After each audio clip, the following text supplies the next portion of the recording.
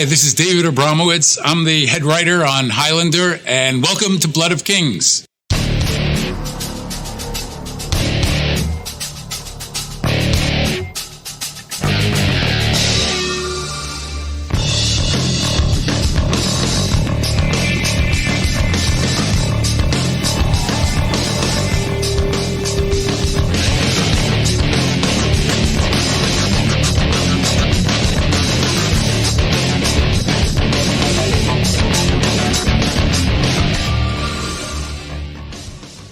Welcome, Highlander fans, to a very special podcast here on Blood of Kings. Of course, on the show, we like to cover everything in the Highlander universe, the movies, TV series, all the other fun stuff. But you know what? We're going to be talking about another movie regarding immortality. Everyone's talking about it. It's on Netflix, and that's called The Old Guard, starring Charlize Theron. I'm Kevin, one of your Blood of Kings hosts here, but of course, can't do this alone. With me, my co-host, Lee. How are you, Lee? I am feeling really good, especially after watching this movie a couple times, getting ready for it. It's like, hey, watching the immortal people play with swords and be awesome. It's a dream come true. What's funny is that when it first came out, you didn't watch it right away. I was like, hey, have you watched this yet? I've been busy, doing, I don't know, Kung Fu Ninja stuff, whatever it is that you do, and stuff. So yeah, usually. Yeah. Well, it's true. And then I start seeing, everybody in our weird little group of watchers talking about this movie, and I'm like, okay, maybe I'll make some time to watch it. And then you're like, hey man, we should do this podcast about it. And I'm like, when I had you sign in blood to be the co-host of Blood of Kings, you didn't see the bylaws saying there that if there's any new movie about immortality, we'll dissect it to its core and go over it. Now, the reason why I bring that up is because we're Highlander fans here. Mm-hmm. And when it comes to being Highlander fans, we are very picky, choosy, dissecty about immortality and stories that involve immortality. Wouldn't you say? Oh, most definitely. I mean, how many episodes is this now? 134 we've done? Not you've done, I should say. Not counting the special ones, with interviews and stuff. Yeah, yeah, pretty much. So yeah, I think we might be a little nitpicky. Well, that's what we're doing. We're talking about The Old Guard, the new movie on Netflix that is a huge hit right now. Also, Netflix released their top 10 most popular streaming films. And I think number 1 was Extraction with Chris Hemsworth. But right up near there, like round 4, I think it was, is The Old Guard. And also, too, our fellow friend of the show and author of Fearful Cemetery, The Essential Guide to All Things Highlander, Mr. John Mosby, did a great article on Echo Chamber, so make sure you check that out. Want to thank everyone for listening. Real quick, though, we want to let you know how you can find us here on the Fandom Podcast Network. You can also find all of our other shows, including Blood of Kings that you're listening to now, under the Fandom Podcast Network umbrella. And that master feed is at fpnet.podbean.com. You can find a bunch of other great shows there. Also on the Podbean app, Fandom Podcast Network is on Apple Podcast, iTunes, Stitcher, Google Play, Spotify, iHeartRadio. You can also find us on Twitter and Instagram under Blood of Kings. Please also head on over to our Blood of Kings, a Highlander fandom Facebook group. Ask to get in there. We'll let you in there. It's a great group of Highlander fans discussing all your favorite stuff about Highlander. And also, we got that sister page. If you played the old card game or other Highlander games, head over to Blood of Kings Highlander, a CCG collectible card game and gaming group page. You can also email us at bloodofkingspodcast@gmail.com. My name is Kevin. I am on Twitter and Instagram at Spartan_Phoenix. Lee, where can we find you? You can find me on Twitter and Instagram at The Way of the Way. If you go to Instagram, it's the_way_the_way. And, reach out to me on Facebook. I'm always pretty chatty. Cool. Awesome. Also, too, support us with some podcast reviews. Search over to Apple Podcast or iTunes, search Fandom Podcast Network. And then when you find us, please leave us a review on Bloody Kings if you like what you're hearing. And also, please support us by going over our TeePublic store. If you make a purchase there, we get a little kickback. Helps us keep the lights on here in the podcast house. Just search Fandom Podcast Network or Bloody Kings. You can get some great apparel with the Bloody Kings logo. And also logos from all of our other great stores or shows as well. So make sure you check that out. Okay, so no Joes today because we're going to be talking. We're just going to be talking about this movie because regarding immortality and immortals, obviously Highlander fans are going to be drawn to it right away.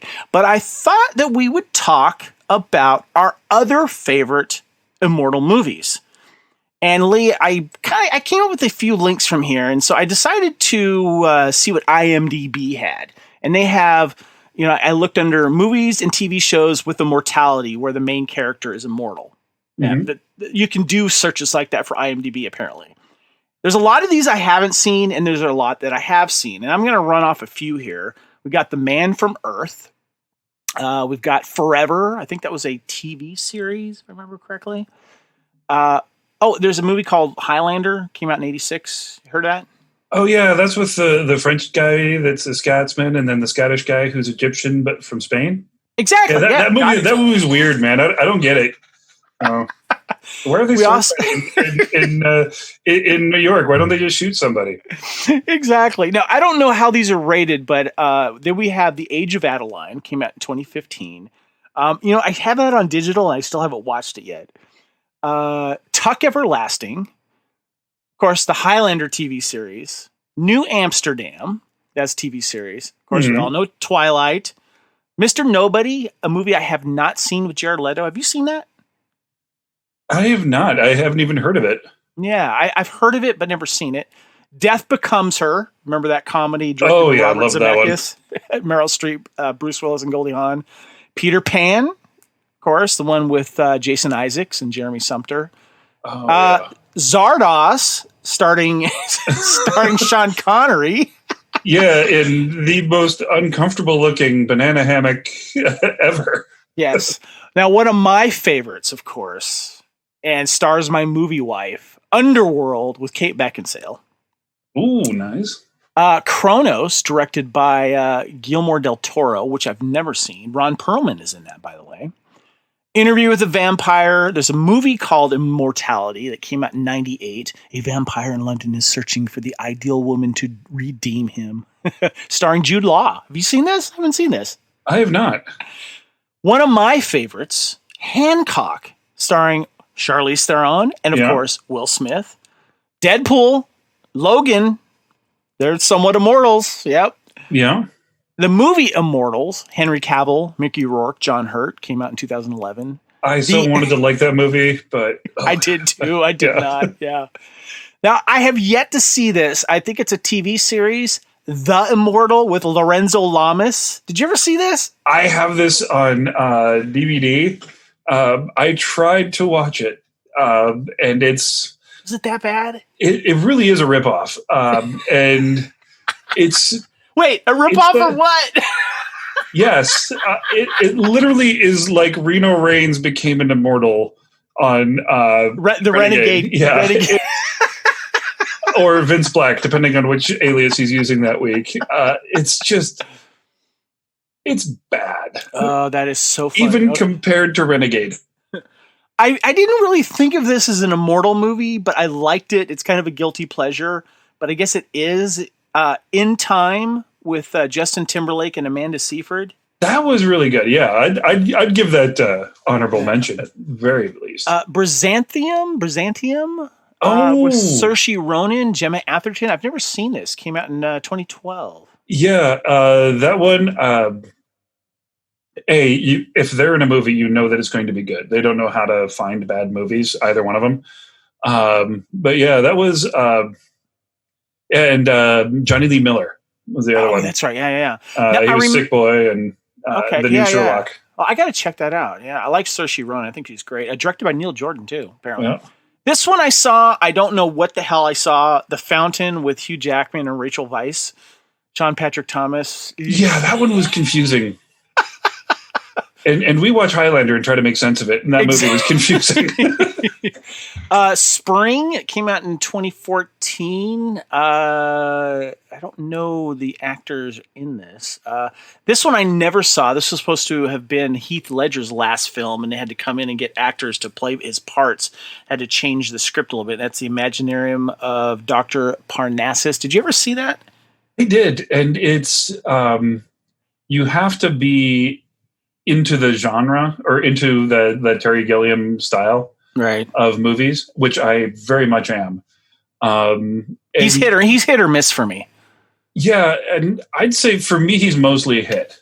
I even liked, and actually, you just picked up a copy of this. I saw the Adventures of Baron von Munchausen. Yeah, I haven't seen it in years, and I picked up a great the 20th anniversary of Baron Munchausen, which had a really cool cover on it, and I only got it for $1. It was great, 2-disc set. It holds up. In fact, I think it's even better than when we were kids because we'll get more of the jokes and visually, it's fantastic too. Yeah. Oh yeah.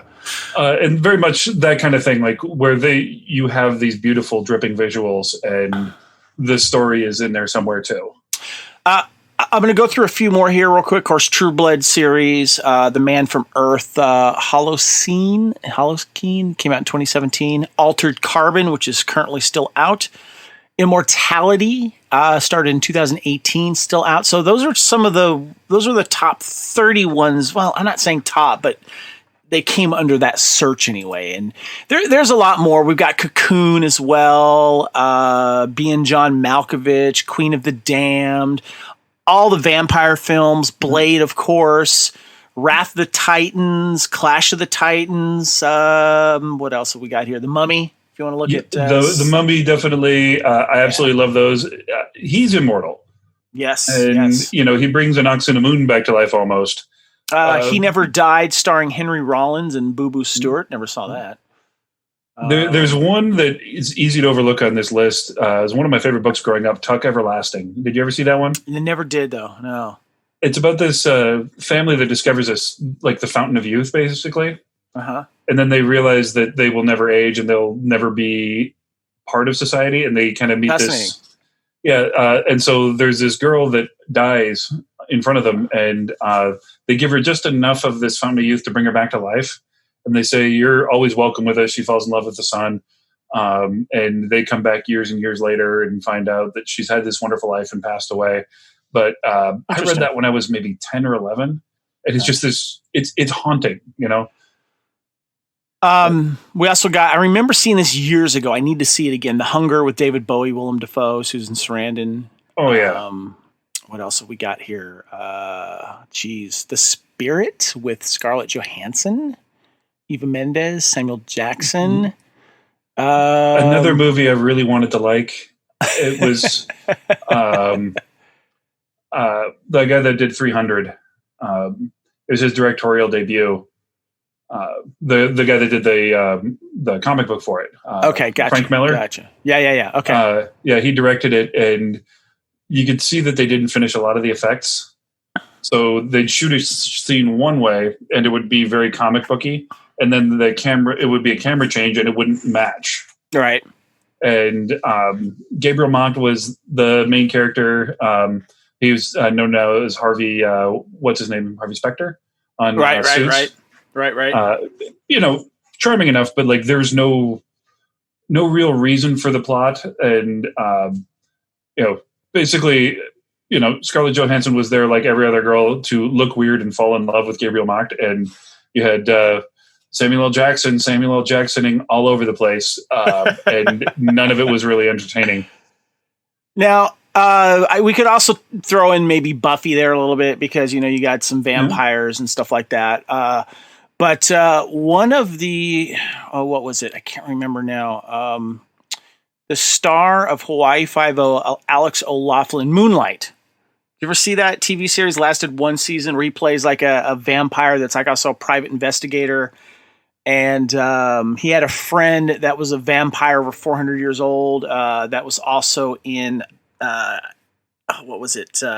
Veronica Mars. I'm forgetting his name. Oh, but and the character was Mick St. John, Jason Doring. That's who I'm talking about. He worked as a private investigator, and he falls for a mortal woman by the name of Sophia Myles, the actress. But one of my guilty pleasures. It only lasted one season, but great soundtrack too. But of all these, what are some of your favorites? Well, I'd say, especially kind of looking at this movie and Highlander, I really got to look at the Anne Rice's vampire movies. Right. So that'd be Interview with Vampire. And I really, even though it got panned, somewhat rightly so, Queen of the Damned.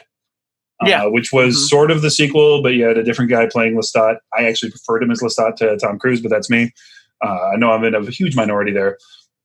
But in there, they have a character named Maharet who has been buried alive, or actually buried at sea for a few millennia. So there's some parallel to that. I think Hancock, definitely. Even as I was watching Old Guard, like just the parallel to it and kind of the loneliness. Yep. And there's just something about a drunken superhero speed freeway chase to ludicrous. I love the fact that when he flies, he's got no form to it like Superman. He just kind of flails his hands and his legs. Well, and he's drunk too, so which I think is amazing. But I do like that, again, these two characters, much like Charlize Theron and in this one, are kind of worshipped as gods. Yeah. And it does kind of set up that there is, instead of these people that are just a little weirder than us, it's that they truly are different. And I thought that was really good. Like I said, Tech Everlasting, I will recommend everybody to watch that. Stay away from the Immortals. Absolutely horrible. What was the Mummy Returns and the Mummy? You should always watch those, and only those two. I love that trilogy. I love them so much. You like the third one? I do. Okay. It's cheesy, yeah, I know, but it still gives me that sense of adventure. The first two are the best, of course, but I still enjoy the third one. And I will say in the second one, it's one of the very few movies where I don't hate the kid. Yeah, that's a good point. Like that kid was awesome. That's an excellent point. Yeah. He was like 10 times better than Anakin. Yeah, it's true. He was like, chip off the old father there. So, yeah. Mm-hmm. Hancock, I absolutely love. That's such a fun movie. And I hope one day that we might see a sequel to that. We'll see. I doubt it, though, but I love it. Because Jason is hilarious in that film, but trying to work on his, on Hancock's,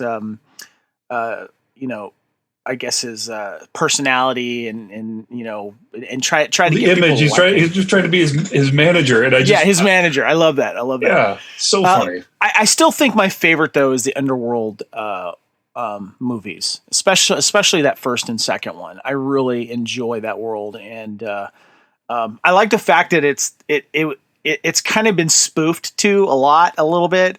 I don't know if you ever seen this classic Key and Peele skit called Sexy Vampires. Oh, yes. Yeah. Where Key plays like a normal one, and like Peele with everyone else is like all trying to act like all sexy and wear all these sexy clothes, and it's just, it's very funny. But yeah, those are my favorites. I love those. I'm big fans of those, and in movies about immortality are what make us curious about what we would do with our lives. That's why we love Highlander so much. What could we do? Imagine being part of history. And so, in addition to the immortality movies, we also want to mention that, and by the way, full spoiler warning here, we're going to get into the plot of the Old Guard. But this movie is, would you say that this movie is really kind of giving us something until we get a new Highlander movie or reboot? I think it's setting a bar for what the next Highlander should be. Or to be better, yeah. Yeah, because, obviously we both love Highlander, but we have an open-ended movie that has a definite ending. So like it's unlike the first one, which obviously was so influential. You and I are talking, and recording this for people to listen to around the world. there was nowhere to go from there. So we had those sequels that were kind of, and then they had to rewrite it, for the series that we both love. And this took some amazing parts of the series, and just kind of the some wonderful lessons that have happened in cinema in the last 35 years since Highlander came out, and really said, okay, here's something you can do. And I think it's either an amazing coincidence or they really are Highlander fans when they watched or when they either wrote the comics or wrote the script, because there's a few too many parallels to just be a coincidence. You know what? Yeah, you're right. And of course, this we're not going to go into the comics here, but this is based on a comic series, and I think there's at least 4 or so of them, and there might be more. Were you familiar that this was made out of a comic series? I really wasn't until I started researching it for the show, and I think kind of like you, I decided I wasn't going to read them because A, we're doing the movie, and B, I really want to see what happens next. I'm tired of, like with Marvel, kind of knowing where it goes. Like, right. I mean, Captain America 2 is one of the best movies, but like the reveal is in the title. Like you say Winter Soldier, I know it's Bucky. Like there's no argument or discussion on that. That's a good point, sir. Yes. Well, we want to talk okay, first of all, let me give you a quick little plot synopsis here as a reminder of the Old Guard. Led by a warrior named Andy, who played by Charlize Theron, a covert group of tight-knit mercenaries with a mysterious inability to die have fought to protect the mortal world for centuries. But when the team is recruited to take on an emergency mission and their extraordinary abilities are suddenly exposed, it's up to Andy and Niall, played by Kiki Lane, the newest soldier, to join their ranks to help the group eliminate the threat of those who seek to replicate and monetize their power by any means necessary. So I thought that what we would do is let's talk about some of our favorite scenes here, and then we'll get into the cast. Obviously it starts off with them all dead from that kill box scene that we eventually do get to see, and you get a voiceover by Charlize Theron as Andy. And then you kind of get a little bit of more background stuff. But, there's a lot of good scenes to choose from this film. I wanted to let you go first and touch on a few of them. For me, it was, obviously I love the fights. And I was really impressed by all of these. They did an amazing job of blending classical and tactical.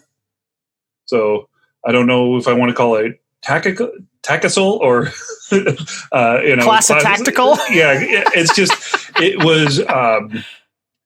was fascinating to watch because all the classical moves that I've learned in martial arts and whatnot over the last 35 years were at one point the height of tactics, and now we kind of have the idea that, oh no, this is flowery and crazy, but the church fight especially, you see her mixing these beautiful. In her right hand she's got a broadsword, and in her left hand she's got a Glock. And she's mixing the techniques. So her broadsword is doing starts with a little bit of kung fu, and then it moves into kind of classical European broadsword while she's shooting people. And then she does a little bit of jujitsu, cuts a guy's arm off, and then comes down, dodges a couple bullets, and just does a perfect fencing thrust. In perfect form, in the beauty of the form that we see in the manuals and the stuff that all my instructors try to make me do. She's doing this thing, and at first I'm like, that's silly, and then it's like, well, no, because I teach this move. It is the most direct way to get this much steel into somebody. Okay. And so whoever the fight choreographer was really did a good job of saying, okay, this person has this much time to learn. If they find something that works, they're going to do that. And it's a wonderful blend of a broad variety of weapons and fighting styles. Okay, I don't want to get off too much on a tangent here, but I have to. When you were seeing this scene when they're in the desert and they're heading towards what turned out to be a trap in this kill box, I thought of you when I saw one of the immortals have, all this tactical gear and this machine gun, and then he's got like a full on sword. Did you recognize the sword? Well, there was the one guy that had like a small version of Orcrist on his back. And what is that? That is Thorin Oakenshield sword from the Hobbit. Yes. And I'm like, okay, that's kind of nerdy, but sort of cool. Like I do have one, but his is smaller. But I was watching that, and I'm like, okay. And then Andy has the battle axe, and then there's another guy that he just has sort of a standard broadsword. Right. But, I just watching that, it's like, okay, this is cool. Now, I loved how that you mentioned that she does this and then she does some jujitsu. I love the fact that you are not just throwing out the word jujitsu because everyone else knows what that word is, but you actually identified it. Yeah, and it was, I should say, it's Japanese jiu-jitsu, not Brazilian, and which they're based from each other, but it's very much a Japanese technique because. So I'm just getting tickled that you know the difference. Well, Brazilian jiu-jitsu is a very modern thing, and it really is meant just for you and me scrapping, whereas Japanese jiu-jitsu was for a warrior. Not just a fighter, but as somebody, you learn jiu-jitsu with a sword, and you learned it without a sword. You learned it with every type of weapon, against every type of weapon, and it's a synthesis of style. And then you mentioned that she had this perfect fencing thrusting thing, and you just literally like an hour ago were fencing. Yes. Yeah. And thank you for letting me move the time back. I've got a friend and colleague who is trying to become a maestro in Italian foil. Great guy, Ernesto Maldonado. I kind of think we should have him on here because he is very well versed in the destrezza, more so than myself. Really? Yeah. And he has... when he and I disagree, I have to acknowledge that he knows more than me, so I should probably listen to him. But he's a fascinating guy, quite a gentleman, and he just kind of set up like I just need to teach some people this particular style of Italian foil fencing, and I've been wanting to train with him for a while, and this just happened to be a perfect storm of the ability to train with him, and it was. As an old martial artist, it's always interesting to try to put on your student clothes again. Mm-hmm. Yep. And which you seem to do quite well. No, I'd say that people are very forgiving to me, especially Ernest, because he and I actually are, like I said, colleagues. He's very active in the fight choreography community. He is one of the without being old, he is one of the elder statesmen in our group. And he's one of the people that has a lot of respect from all facets of our world. And so training with him is pretty cool. So forgive us for that tangent, but I had to bring it up because, if you're going to be on a Highlander podcast, why not sword fight before you do it? So there you go. I hadn't even thought of it that way. It's just the weirdness of my world is like, hey, Kevin, can we move our podcast back an hour? I have to train with an Italian sword master. Here I am typing up notes for the show, and then you're actually sword fighting. So there we go. Okay, back to the topic of some of your other favorite scenes. Or anything else that jumped out at you that you really liked? I really loved the baklava scene. That was... Why? You mean when she's trying to find all the like where this baklava came from? It's really funny because half my family is Greek, so baklava is very important, and everybody kind of argues over whose is best, and you'll have aunts and grandmas bringing stuff over all the time, but their friends knew, and kind of like the joy that you had, and like, yeah, Lee was actually sword fighting. I got to let everyone know about this. Like, her friends knew, like, you're not going to stump her on the baklava, dude. Like, no, she knows where the baklava comes from. I just think that's such a cool human detail. It's a great character development moment. Yeah. Too. Well, for her, but also for them. Like, it's just like they know, and the way that she enjoys it, and like the little parts of her former Greek life, I really think it's great. That's cool. Very, very cool. I've seen this movie 3 times now, and I'm still appreciating the non-action scenes. And and I'm waiting for a lot more of those to sink in a little bit. But I want to talk about the action scenes first. I love the fight scene between the girls in the plane. I thought that was a very defining moment, especially with the whole speaking Russian thing, because that ties in later to the fight at the end and that trick. And I love that. Speaking of the end, I'm going to jump to that real quick. The final big boss duel, whatever you want to call it, what is it? Copley, Chiwetel Ejiofor, if I'm saying his name right, decides to help, and we'll get into more of that later. But I love that scene comes up, and that when she grabs Dudley. Yeah, I'm sorry, the actor that plays the villain. We all know he's Dudley Dursley, dude. Don't know it. Harry Melling played Dudley Dursley in the Harry Potter films. I love the fact that to save Andy, she just grabs him while she's getting shot, and you see the camera follow them down and crashing into that car. But I love the fact that you also get to see what Niles looks like with her hand all mangled and everything, and it's like all starting to kind of come back together, but the hand is all it's great. I love that. What else was the scene too? I like that church scene you were talking about. That was really cool. But I also like the things where I like how it was very frustrating for Andy to try to convince Niles of what was happening. And she starts off by kidnapping her and then shooting her in the desert. That doesn't work. They get on the plane. They have the plane fight. Yep. So I will say my Russian is crappy, but even I picked up that she was saying pretend to be dead. Pretensky morta, pretense, mortality. Like, right. Did she just say play dead? So I like that it was just bad enough Russian that I can understand. Yeah. Okay, let's talk about the cast here. Of course, Charlize Theron plays Andy. We got Kiki Lane, who plays Niall. Matthias Schoenhardt. I don't know how you say his name. He played Booker. Marwan Kenzari played Joe. Luca Marinelli played Nikki. Chiwetel played Copley. Of course, we mentioned Harry Melling is the young evil villain of Merrick. We get Veronica No, who played is it Quinn, right? Yeah, Quinn or Queen. What's his name?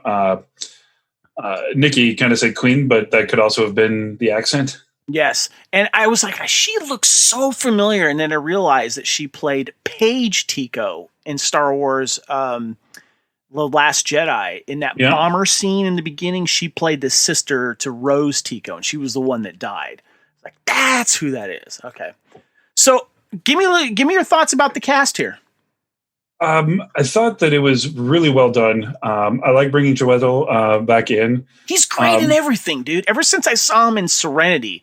Exactly. That's what I was thinking. It's the same kind of role. Like, he's a true believer, and then he realizes the error of his ways better than most. Yes. And I thought it's also because he did the same thing in Doctor Strange.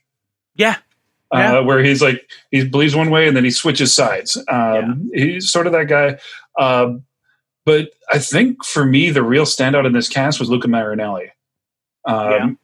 There was just, I believed his age more than everybody else. And not that anyone really had a bad performance, but like the love that he had between him and Marwan's character, Joe, was palpable and real. And it wasn't affected. It was those are two people that have loved each other for a long time. And Joe's speech about how he's not my boyfriend, and how he go. Oh man, he's the moon on a dark night. He's the warmth when I'm cold. Like, that's. I love that. And there was no, a lot of times you get gay characters and you make them sort of swishy, or you make them overly masculine. And there was affection and love, and it was not. It was good character building, but Luca. Everyone else was like either grumpy about it or drinking about it or trying to be surly. Right. And Luca really just looked weary. he looked tired. Right, Nikki. But Nikki's the character who plays. Yeah.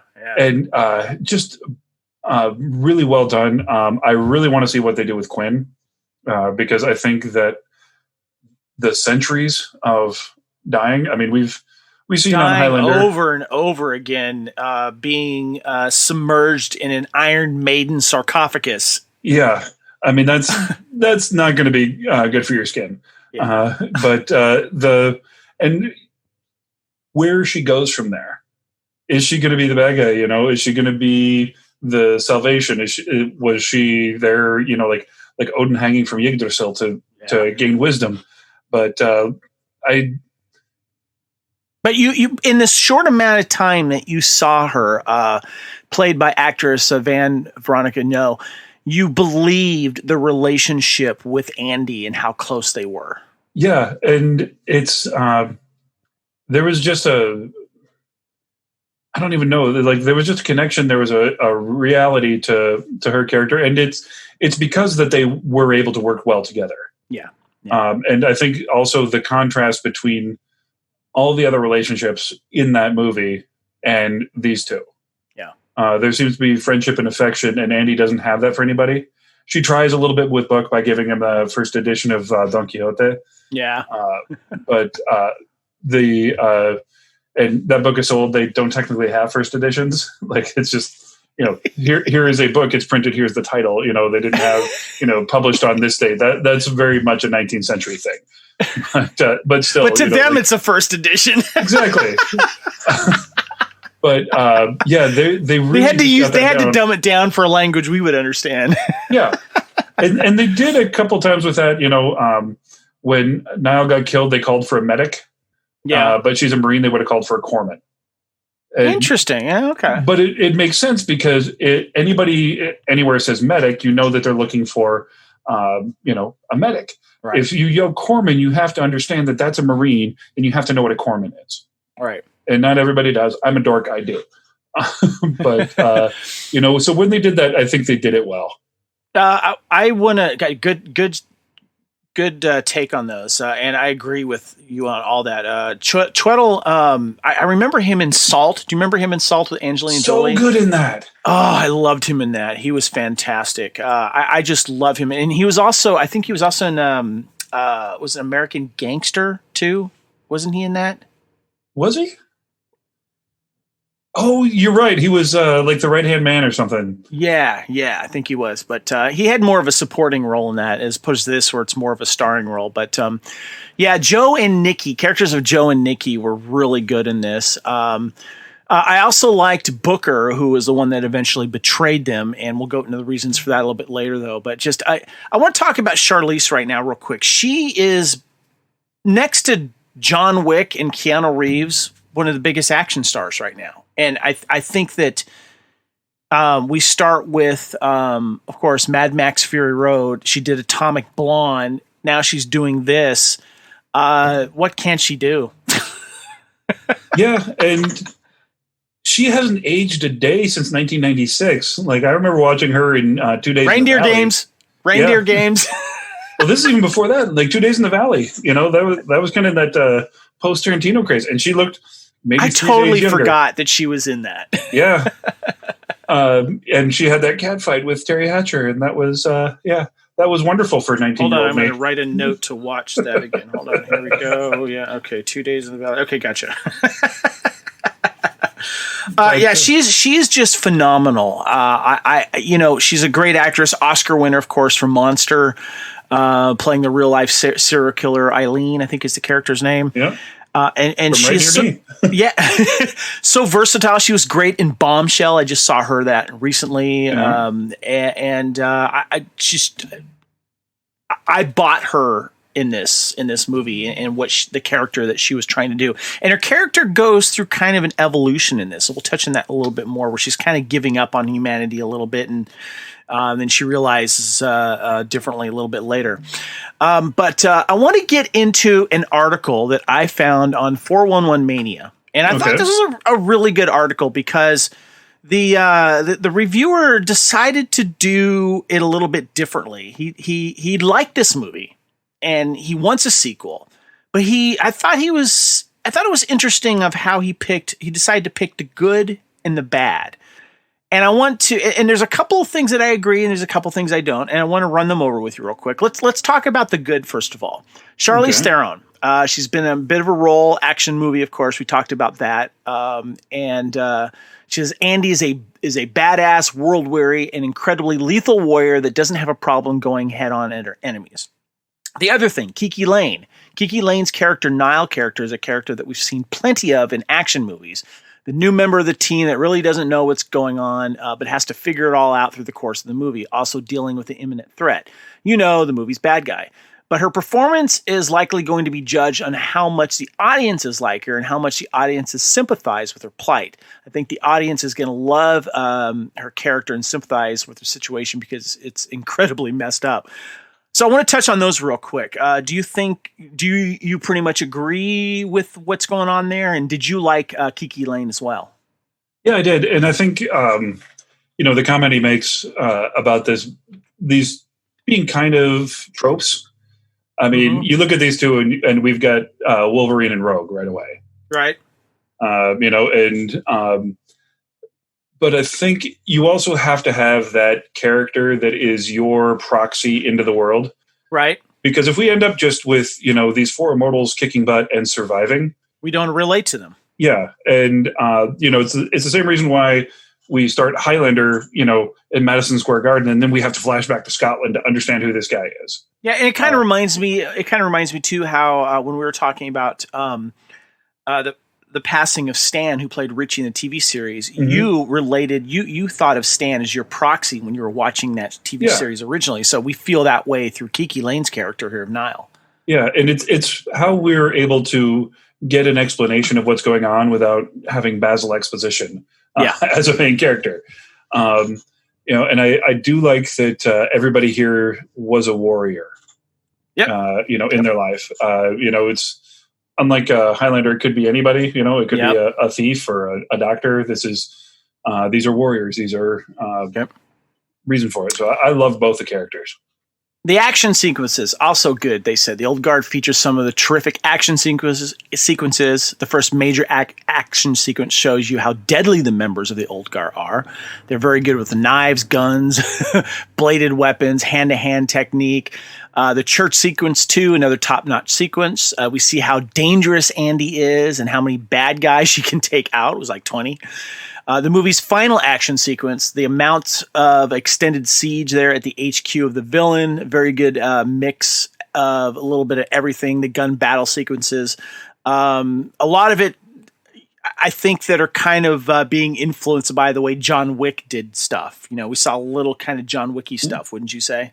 I will, but I'll also say that they did a few things better. Explain. Well, there's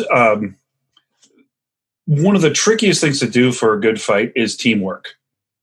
And to make it believable. And these guys fought as a team with firearms, which anybody that goes through... Because John Wick's all by himself. So, yeah, I see what you mean. Yeah. And these guys fight together as a team. And it's not just they're choreographed. It's like they know, okay, somebody's going to be here. Somebody's going to be there, and someone's going to be on your right. Someone's going to be on your left. Yeah. But there's be on your six. Yeah, and there's this understanding of, and you see it in SWAT and what I went through Mount training, mobile operation, urban terrain. If I move this way, I need to know that you're right there. Yeah, and it's just a very thing, and it's something that could have gone back to Andy's character. Her history, she may have been the wife of Hector of Troy. And her name actually, depending on how you translate it, I read a couple different ways, but means fights with men. Yes. Well, that's later. We'll touch on that, definitely. but that was a Greek technique called periokoi, fighting together. And they show that briefly in the flashback with what's her name? With Quinn. Quinn, yes, and how well they work together. Yeah. And if the other thing is, these are people fighting without fear of death. Yes. And the confidence with which they are able to move because they're not as worried, like they're going to get hurt, but they're not going to die. So they're not as worried about injury. And so their character is able to move in a different way than a human would. That's interesting point that you brought up. Yeah, you're right. Yeah. And, speaking as a fight coordinator, as a martial artist, there are so many things that they got right in this. I love John Wick. But there is no reason for John Wick to be like John Wick. There is plenty of reason for all these characters to be as they are. Fascinating. That's a great point. Love that. The other things they said that is good, Joe and Nikki, played by Marwan and Luca, are members of the old guard, total badasses and lovers. And it's rare to see major gay characters in action movies or action TV. So kudos to the old guard director, Prince Brythe, and director, creator Greg Rucka for doing it and just doing it. The movie addresses Joe and Nikki's relationship, spends a little time on it, doesn't shy away from showing them in intimate situations, but at the same time doesn't make a big deal about it. I thought this was really, really cool, and I loved them. I thought they were great. Yeah, and they were simply a fact. It wasn't. I don't think that any of that was forced. Yep. It's like, yeah, these are two guys that loved each other, we think of it as a new thing, but it goes way, way back. By the way, director Gina Prince Blythewood, director of Love and Basketball, if I remember correctly. Yeah. The first African-American woman director to direct a huge hit for Netflix. This movie had over 80 million views in homes. And I listened to an interview with her. I think it was on the Big Picture podcast. And the company was determined to get a female director for this film. I thought that was fantastic. And she hit it out of the park. Yeah, definitely. A couple other goods here. The character jumping out of building scene while holding a guy, and we see them hit the car sequence. We talked about that. Also, the movie isn't afraid to be gory. Always applaud genre films that decide that get the gory action scenes on. I love that as well. And of course, they mention Chiwetel Ejiofor. Any comments on those? As I was watching this, I was just thinking of X-Men 2 when Wolverine gets shot in the head and then the bullet pops out. Yep. And they went up that. They really kind of got at it. And same with, especially the season 1 Highlander, when Mac would get injured and he just kind of pretend to pop himself back in. He did very good physical acting, but it was nothing quite like seeing a mangled arm or leg just kind of reset into place. Okay, there was two little cringeworthy scenes for me. You could show me guys getting shot to, RoboCop desensitized me to that. But when you see stuff like a mangled hand reform itself, that was weird. And then also the bone sticking out of her arm healing itself. Yep. Well, but for me, it was the leg. Because I've seen that happen in real life. Yeah. Okay. That's not just a joke. There is a brittle point in the shin. And what she did was she just yep, I know where that is. Here you go. You can look up videos on it. It is never pretty. And I've got 17 fractures in my right arm, 11 in my left. I don't know how many in my hands at this point. Fortunately, never broken my shin, but I cringe every time I watch that scene. And again, like you said, I watched RoboCop when I was 12. I don't know if I've just been extremely lucky. I've done some stupid stuff on bikes and skateboards. I've never broken a bone. Lots of sprains, but I've never broken a bone. Maybe I'm immortal. Who knows? We'll see. Yeah, keep that streak up, dude. It is really not worth it. Okay, let's talk about the stuff that he felt that was under the bad category. We don't know the rules. So the members of the old guard can't die. They can be shot up, stabbed, thrown off buildings, thrown in the ocean, in an Iron Maiden sarcophagus, and somehow they live through it all. How? Why? The characters claim they don't know why. They're unable to die, and it doesn't sound like any of them have bothered to make an effort to find out. The only thing we really know eventually is the ability to not die leaves them, but don't know when that will be. It just happens. What do you think? I either think he didn't appreciate this movie or he wrote this before watching the end of it. Because you were given a glimpse at the why with the the crazy man board at the end. Yeah. And seeing that, and Niall's character, we couldn't see it because we're in it. Right. Like that's the reveal, and that gives the second movie, something to build from. It's true. And again, I love Highlander, but in Highlander 4, when they just have that line where they have to re-explain all the roles that we know from the previous 3 movies, it's like, yes, and if I get my head cut off my body, I'll lose my quickening and die forever. So that's one thing they didn't address. They didn't address a beheading, and they didn't address limbs. Yeah. So, yeah. So I don't know, maybe they're going to leave that hanging for us later. They did actually address the hanging part, obviously, but they didn't disemboweling. Yes, but it was like, and they showed them like they made reference to burning to death and stuff like that, but they never made reference to beheading. Yeah. So I'm maybe they hadn't figured that one out yet.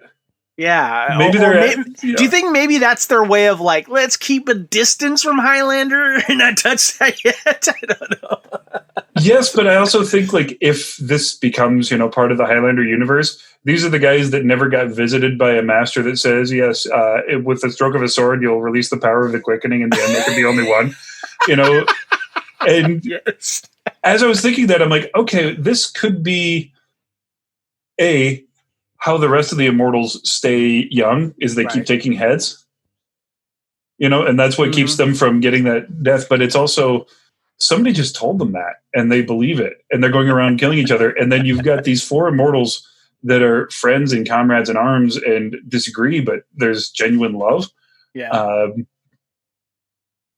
Both stories are interesting and have merit.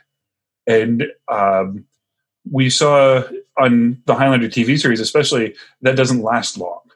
Yeah. Or it doesn't work for some characters. I like that we have a concept that this has worked for over, 1,000 years.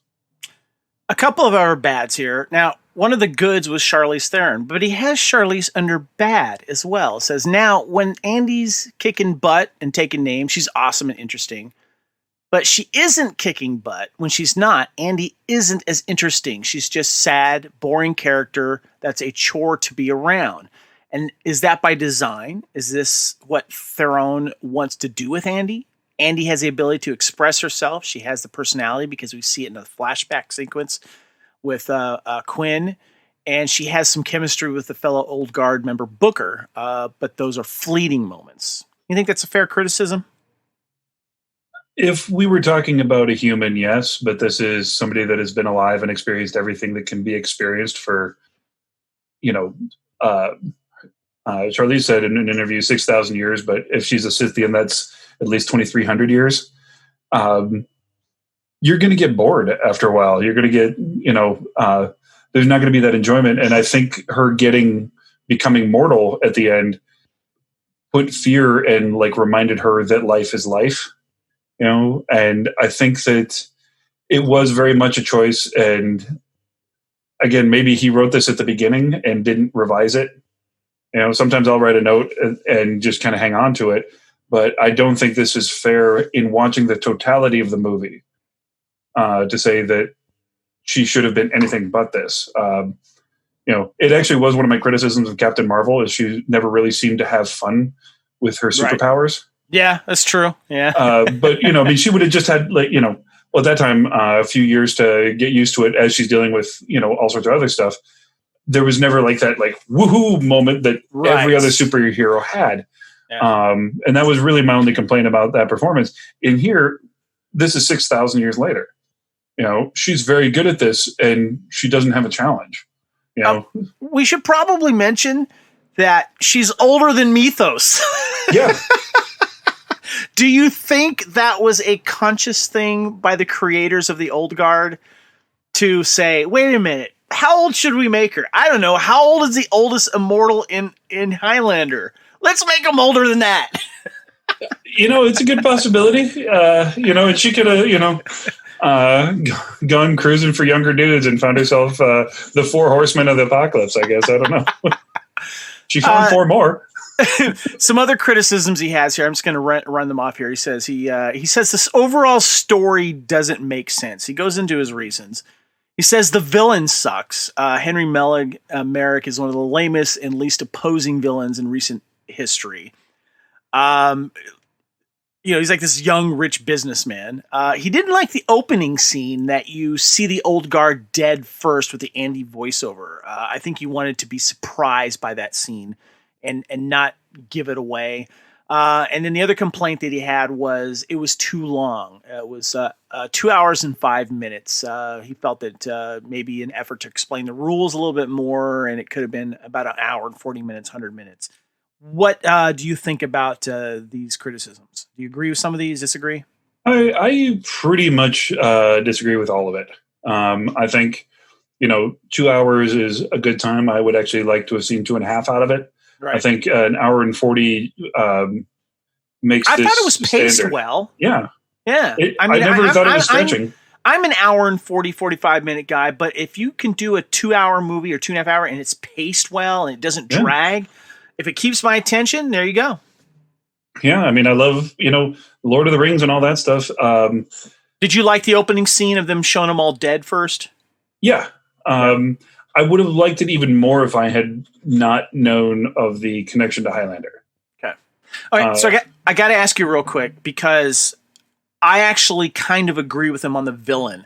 I didn't find Henry Mellon's Merrick he was an ass, of course. But I wanted someone a little more imposing, as opposed to this now kind of skinny version of of Harry's evil cousin. But I kind of wanted to see something different. But maybe that was by design. But I wasn't a big fan exactly of that. But at least he was jerky enough to at least annoy me as a villain. So and I think he's. It was an interesting departure from. The bad guy Hunter from Highlander. I can't believe I'm forgetting his name right now. Dawson's brother-in-law. My brain is going empty. Help me here. The big bad guy from season 2. Damn it. But he was a good counterpoint to that because, whereas the Hunters had this moral objection to immortals, and that was their reason for hunting them. Merrick saw them as a commodity. And I think that was more believable as a way to do it, because it is something that we all... Because he wanted their blood, of. Yeah. Uh-huh. And I thought that was an interesting step. And I think, Teak was a good... that was the leader of the mercenary army. He was a good foil, and I wouldn't have minded seeing more from him, but I thought it was enough. So you wanted somebody a little more like Horton. Horton, thank you. God. I kept on going to Grayson, and I'm like, no, that was another guy. One of my favorite villains of the Highlander TV series. Yeah, but I just, in watching that, yes, I don't like him, but I like the way that I didn't. Yes. And I liked his disconnection, his ability to disconnect them from humanity, and yet kind of want it for money and also for humankind. It was an interesting choice. I agree with you to a certain point. I see what you're saying there. And I see what you're saying too. And yeah. Okay, so Copley calls Andy, okay, help me with the name here. Say it. Andromache, the Scythian? Yep. Andromache the Scythian, the Eternal Warrior. How old is she? Of course, we find out she's over 6,000 years old. Andromache brings up two different women in mythology. The first refers to Andromache, the wife of Hector of, is it Thebes? Thebes. A Trojan prince. In Greek mythology, Hector was killed by Achilles during the Trojan War, and her son was killed by Achilles' son. Neoptolemus. I'm butchering these. Would take Andromache as a concubine, and she would bear children from him. Now, it says here that Andromache from the Greek mythology isn't the badass warrior that we see in the Old Guard. The Andy we see is actually more akin to another Andromache from ancient mythology. The name was a famous Amazon, but not much known about her from mythology, aside from depictions of her battle with Hercules. Heracles, yeah. Heracles? That's just the Greek version of Hercules. Okay. The name Andromache loosely translate to fighter of men in Greek. You've mentioned that earlier. But what's more intriguing is the region that Theron's Andy says she's from, Scythia. According to Encyclopedia Britannica, the people were of Iranian stock and occupied a large region that stretched from Eurasia through Siberia and to the borders of China from the 11th century BC to the 2nd century AD. They were given their name by the Greeks due to their nomadic nature because of the large span of land they occupied. In one story from ancient mythology, the Amazons were defeated by Greeks in battle, the Battle of Thermodon, and were taken by ship. However, the Amazons would kill the Greeks sailing these ships, and the tribe of women would eventually land in Scythia.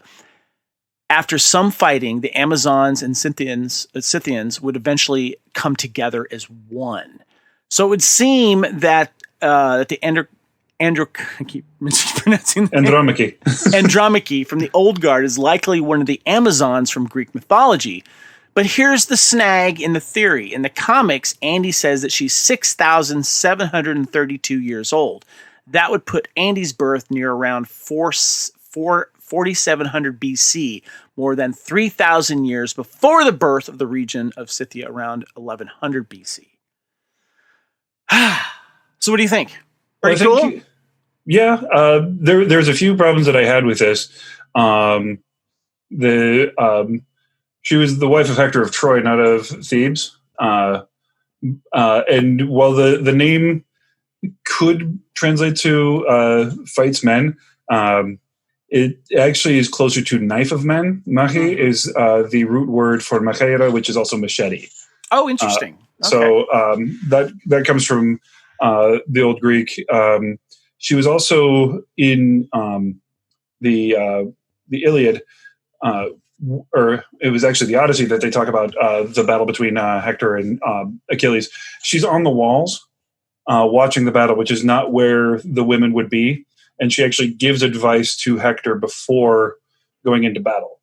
So it's very possible that this is based on that same person. And she also ended up being the wife of Perseus, not Perseus, another guy, but the king of Pergamum. Right.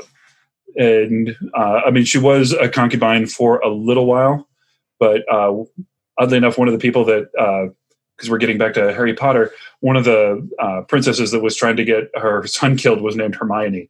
So that's, that's the oldest known relation to that name.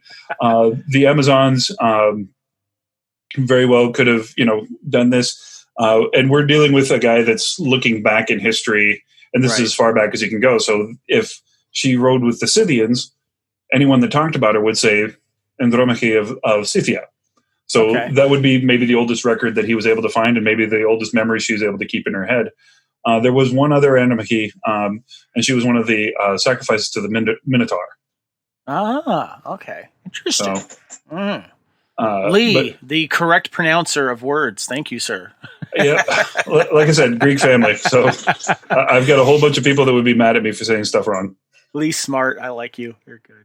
SMRT. Okay, so other things about here. So apparently these immortals are born from humans and have non-immortal families, siblings, parents, and children. But at some point they stop aging. Yet they all appear to be different ages, if within 20 years of each other, and all within 25 to 45 years of age. Also, what is the secret of their immortality? Can there only be a few at a time? So it seems like, so let's count them up here. We got the main four, we got the new one, and then we got the one that's been in the sarcophagus underwater for a while. So that's 6 that we know of, right? 7, because there was the first one they saw die. Okay, but the other what I'm talking about all at one time right now. Oh yeah. But yes, history, they're showing the one that did die, correct. What's your thought about this? Why is there only a few that they know? Because apparently, and we'll get into this here in a little bit, that about you dream about new ones. And we'll talk about that in a second. But what is the secret to their immortality? And why is there only a few? What do you think? Thoughts? I'm hoping and thinking that that's something that's going to be brought out in the next movies or later on into the comics. Mm-hmm. Spoiler alert to anyone that hasn't watched it. Chiwetel's character realizes that they do something, and then 2 to 3 generations later, something good happens from it. They save somebody who becomes somebody else's father, Right. And they're kind of guiding history in the right direction, or guiding progress in the right direction. And so they're, and in rewatching it, also the Andy's reticence at the beginning to take on this job, Mm-hmm. she doesn't want to do it. Right. She's convinced to do it, but it's not necessarily something that's in the plan. Right. And so, like, her discomfort with it might be why. That's a good point. Yeah. I've been going, I need to see this movie again and again to kind of figure this out, but it's fascinating topic to talk about and to think about, and the clues that might be laid out either in the comics or maybe the sequel. But I like this. Yeah. In Highlander, as we've gotten, new immortals are popping up all the time now with the TV series and everything. And I like the fact that even though Highlander says there can be only one, if you go back to the original Highlander, and if it just stayed at that, there was only 6, I think it was, that were mentioned or whatever, or the missing one with the footage Kim. And everything, Young Dal Kim, yeah. But I like the fact that it makes them more exclusive, I guess. Yeah. And I think that's really, really cool. But here's what's interesting. They dream about each other. And they mentioned this in the film because she asks about it. Says, "Why did I dream about you guys?" Says, "Well, that seems to be the key that brings them together because they get visions of where they are." So it's kind of like their version of the immortal buzz. I thought this was kind of a cool thing. Yeah, and it explains that the mystery of why Ramirez knew where Connor could be found. Because like he just shows up, and it's not like, yeah, this guy got killed in Scotland, so I'm going to leave Spain. It's not like they had BuzzFeed to let you know like when the next immortal was. Like I think that's the new guard, or the old guard explains them, but that we don't really still quite know in Highlander though. Yeah, exactly. And if this is something that would happen, yeah. And I mean, we do see like fate dropping like Richie into Duncan's lap. Right. And a few other times, we see he just happens to know the next new immortal. But I like that there is a tangible yet mystical way to explain that discovering of one another. I thought that was a good choice on behalf of the directors. And related to that, 1812 was the last time an immortal was discovered. That was Booker, if I remember correctly. Yep. Why so long? At least long to us anyway. 100 years to them doesn't seem like much anymore. Yeah. But then why so long do you think it was? Or why then? Well, it was technically even longer between Booker and Joe. True. Because that would have been the Crusades. That would have been, from the 9th to 11th centuries. So that would have been over millennia. Yeah. Yeah. Or could have been either. But I think the mystery and then finally having somebody that knows why was really a cool thing on the end of this. Yeah. And I was, as I was watching it, I was being reminded of Willem Dafoe's character in Boondock Saints. He's sort of doing the same thing. He's like, these killers, they're amazing. I don't know how they keep on surviving this, and I'm going to make it my duty now, instead of to catch them, to help them in their quest. It's an interesting turn for the character, but it would also explain. I love that. And the McManus brothers had the dream that started their whole thing. Yeah. So I mean, there's imagery that. I like that. I did not. I did not think I was going to get Boondock Saints reference in this. I love it. It's great. I'll always try to get one in there, buddy. Okay, so the main villain, Merrick, wants to unlock their immortal code so his company can profit from this here. And of course, he's very maniacal about it. We need a reason, obviously, to get the threat of exposing the immortals. But of course, just like if an alien were to drop here on planet, someone's going to want to cut it open and figure out what the deal is. Mm-hmm. This is what we get out of this. Were you pleased with this part of the plot, which is kind of a trope to a certain degree, of wanting to get all of them, not just one of them, and figure out what we can do and make millions and possibly billions off of extending life? It was a trope until it really became business. And then the reason for wanting all of them is so that he would have market exclusivity. I thought That's a good point. Yes. that took something that we're all used to and made it more cynical and maniacal.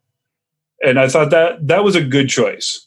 I again, like yourself, I would rather have seen a bad guy that could have fought the good guys, but his threat was no less because he couldn't beat them in a sword fight. Yeah. In fact, he was, if he had won a sword fight, he had an awesome, yeah. He had an awesome mercenary team helping him out there. So exactly, that's true. He just looked so awkward holding that axe on the staircase. Though I thought that was great. Yeah. And he's like, guys, are they here yet? Come on. Especially when he checks his grip on it, and he's like, "Is this how you hold it?" That was funny. So let's talk about Booker's betrayal real quick here.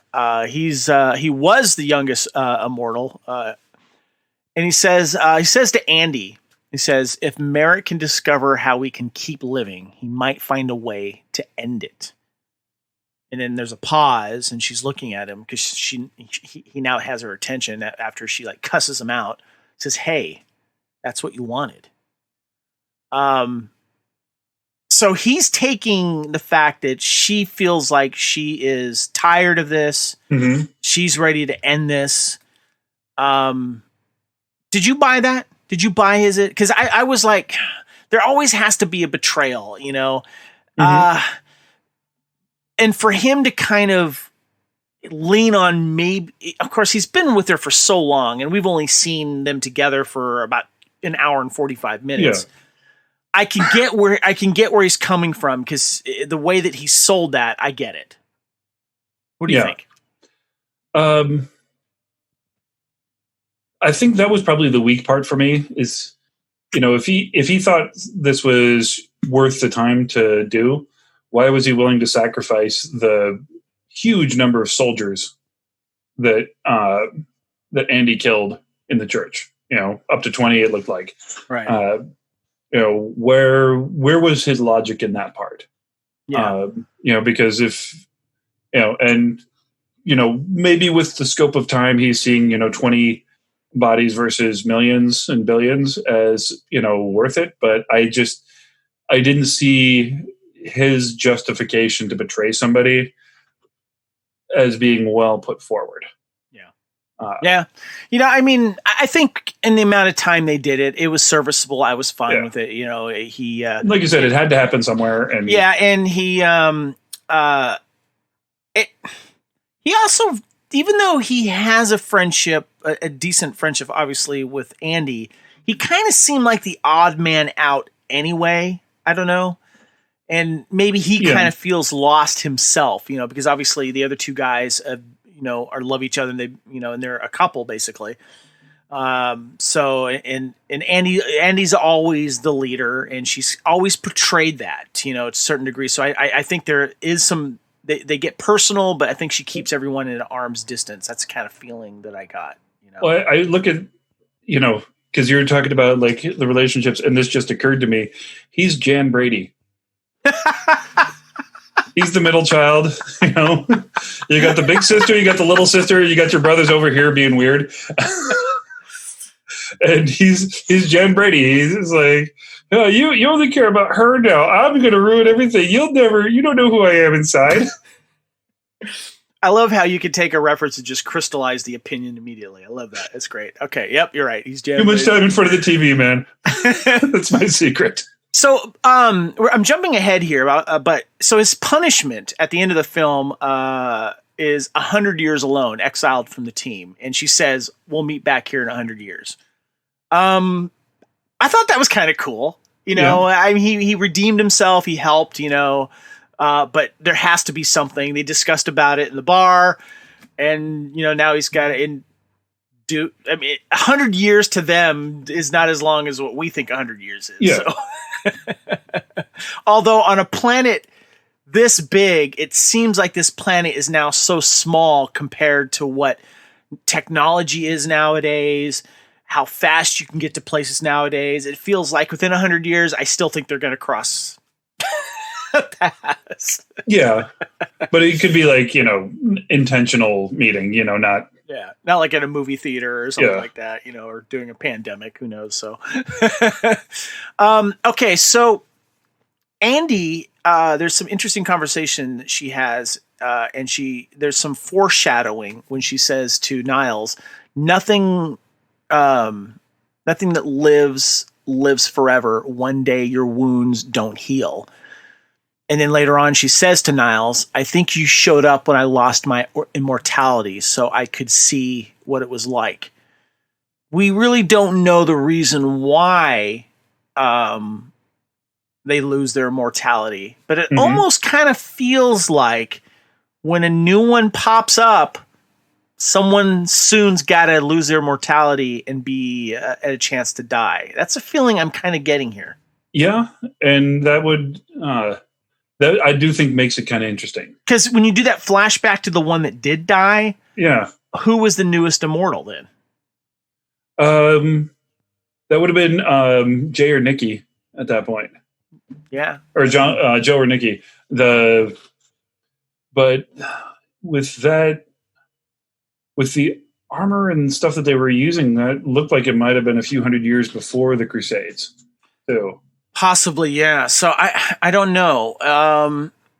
That's a question that they're kind of leaving out there to be answered, maybe. But it's interesting because it's like, the one that did die. Do we know how old he was at the time? I don't think we do. Okay. And it seemed to be Northern Africa. Yeah. From the type of it. It was red, but it reminded me of like Tuareg tribe garb, right? And and I'm not I'm an expert in the African kind of martial world, but that did seem a little bit more North African, right? And so whenever those kingdoms, which was around 600 or 700 AD, some of that was coming up. I'd have to go back and look even closer at the arms that they were using, but it was. I will say one really cool thing about Quinn. The original character was supposed to be Japanese from the comic book. Mm-hmm. When they hired her, they said, "Hey," or she said, "Can we change the character to be Vietnamese?" And we haven't really, other than Julia Nixon in Rambo, we haven't had a Vietnamese heroine. That's a good point. Yeah. Well, let's talk about her. Let's talk about Quinn. She's next, actually, here to talk about. Hey. She is this old immortal that was obviously very close to Andy. They fought well together. They got and what was great about this flashback scene here is that this is the story that's being told of the reason why they fear capture. Mm-hmm. And they explain that. They showed him getting hung and not dying from it. They talked about getting burned. And then they still avoided the whole cutting the neck off thing. So I don't know if you can, if that implies that, yes, you can grow stuff back. But they didn't touch on that, which is interesting. And that's the biggest question for me. But then they did the sarcophagus thing, which is the thing in the water, which is just horrible for an immortal. Mm-hmm. Instead of the easy death of maybe getting your head cut off. Maybe they wanted to punish them, and that was the best way to do it. Give me your thoughts on Van Veronica here of playing Quinn here in that whole part of the story. I think it was really powerful for the very short amount of screen time that she had. We understand her as a concept. We understand her as a comrade in arms, and we understand her as a victim. So but even I was surprised to see her there at the end. Until you saw Booker, I thought I wouldn't. She's just this morality story, and then once they go to Booker, I'm like, wait, what happens? And then I'm like, oh, it has to be her. Mm-hmm. And I thought that was handled really well because they had the dream, and then they didn't really go back to it. And it seemed like it was just a cautionary tale for her that just served the plot instead of something to build the next movie on. That's a good point. Yeah. I thought she was great. And by the way, you can also see her on Netflix too in Spike Lee's new movie, Da 5 Blood. She plays Hanoi Hannah. But yeah, I love the point about her being a Vietnamese actress and that she had a cool look to her in the way she was dressed too. I love that. Mm-hmm. I did have a thought on decapitation. Yes. In Europe, that was a method of execution reserved for the nobility. The noble? Yeah. So a nobleman would get a decapitation instead of a hanging. Because it was considered a noble death. Okay. That could, and I know that was England, and I know that was a specific period of time. But if that was something that was happening on the continent as well, that could explain why. You just brought something up too, that maybe it was in their beliefs to treat witches a certain way. Yeah. So yeah. And drowning in fire were definitely the methods of execution for witches that we know of. Right. That's a good point. Excellent point. Yeah. I'm going to get back to Quinn in just a sec here, but then we get Copley. He agrees to help them. He sees, and this is the reason why he decided to help them. They see their history board of all of them. And I love the fact that you get Andy going, okay, here's what's going to happen. Not only are you going to help us, there's any trace of us, because she makes the point about it being very hard to hide in the technology nowadays, which if Highlander gets a reboot and it's in current time, I hope that's addressed. We've touched on that a lot of times, but I love the fact that she says, if there's any hint of us, you're going to erase that and you're going to help hide us. And, probably in work together and stuff like that. What did you think of that? I love that. I thought that was great. And I liked how, I forget who it was that said, saying, notice that was an order or that wasn't a suggestion or something like that. I think that's what they said. Yeah. I really liked that. And I also liked, because this has been a conversation on the message boards ever since they said they were going to do a new Highlander. How do you deal with that in the digital age? Yeah. She did that in, the second scene in Morocco. She's just like, oh, I'm in the selfie. You want me to get one of you guys? And she just deletes it off the phone. Like that was, and once upon a time I heard, it's an analog solution to a digital problem. Like she just fixed it at the source and it was well done. Like nobody suspected. And she's like, oh yeah, this looks really good. Here you go, girls. You know what though? If she was a little bit thorough, she would have gone into the deleted file and then deleted that though. Yeah, but that takes a while. Then the tourist would have realized what she was doing. But at least you got the point of what she was doing though. So, but I do like how we ended up with a Dawson. Yes, this is true. A Dawson. I love that. So in the end, Niall, we get, so obviously Niall, with Copley's help, convinces Andy. But, and then that leaves to Copley doing that. But then we get the very end where, is it Morgan, right? No, Booker, sorry. Yep. Booker goes off. He's starting his staying away 100 years. And then, of course, he comes in and he sees Quinn there meeting him. Yes, yeah. The movie may end there, but it leaves it right off for a sequel. Yeah, and in a way that doesn't take away from the main plot of this movie. Yes. So many times when you get that crazy ending, it's like, okay, then what was the purpose of this movie? Was the entire purpose of this movie to set up for that? Yeah. There's a couple in like phase 2 of Marvel where it's like, are you just trying to get us to Endgame here? Is that what's going on? Because I'm getting bored. But this really was well thought out and well well placed because we don't know her state of mind and we don't know how she views everybody else. But we do know she's the only one he can talk to. I want to find out how she got rescued because that's going to be interesting. I'm guessing eventually the box rusted out and she was able to just kind of pop out. You know what? Yeah, or maybe some friendly aquatic creature bumped her along and broke her out. Who knows? I don't know. Yeah. Or maybe another immortal figured something out. Who knows? Okay, so we got some final stuff we're going to talk about. We're going to do a little bit of trivia, and then we're going to make some comparisons to Highlander here in a little bit. But first, we're going to take a little break here, letting you know what else is happening on the Fandom Podcast Network. Thank you for listening. We hope you're enjoying this podcast. We like to continue to feed your ears by inviting you to listen to the Fandom Podcast Network and all of the other awesome shows we have to offer. It starts with our flagship show, Culture Clash, our weekly pop culture news podcast. Bloody Kings, our Highlander podcast. Couch Potato Theater, our podcast celebrating our favorite movies.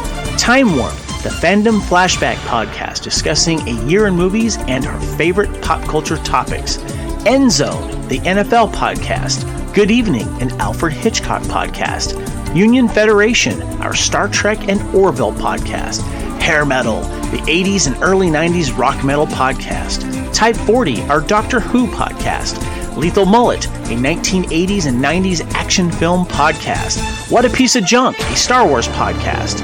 And our newest show, Making Treks, a new Star Trek podcast with a deep dive into the final frontier with host Mark Newbold and Adam P. O'Brien.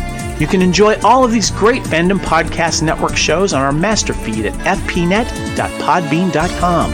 Fandom Podcast Network is also on Apple Podcast, iTunes, Stitcher, Google Play, Spotify, and iHeartRadio. You can also find us on Facebook under Fandom Podcast Network. You can also email us at fandompodcastnetwork@gmail.com. You can also find us on Instagram and Twitter under Fandom Podcast Network. Thank you for listening, and remember, respect others and enjoy your fandom.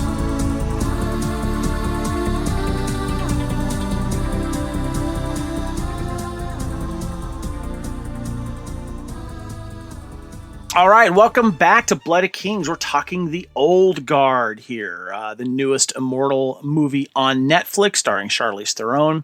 Got a little bit of trivia here. According to Charlize Theron and Kiki Lane, most of the stunts were made by the main actors to shoot to do that realism. And I remember the interview too with the director talking about that because she was a big fan of when she sees the stars in on the action and you see their faces and stuff like that. So. The graphic novel that originated the film, The Old Guard, Force Multiplied, has 4 issues, so fans can expect the movie to have sequels if there is. At least a second one is already in Netflix's pipeline with signed contracts by the main characters. Of course, we got to wait till COVID ends first, I'm sure. According to Charlize, she received the graphic novel for the first time while shooting Atomic Blonde in 2017, and after reading the first pages, she felt that the story was interesting enough for a movie project. I like the fact that there's a movie she's kicking butt on. She's like, good, another movie I can kick butt in. Yeah. I love that she's kind of got that spirit in her because, I mean, you look at James Bond, Daniel Craig.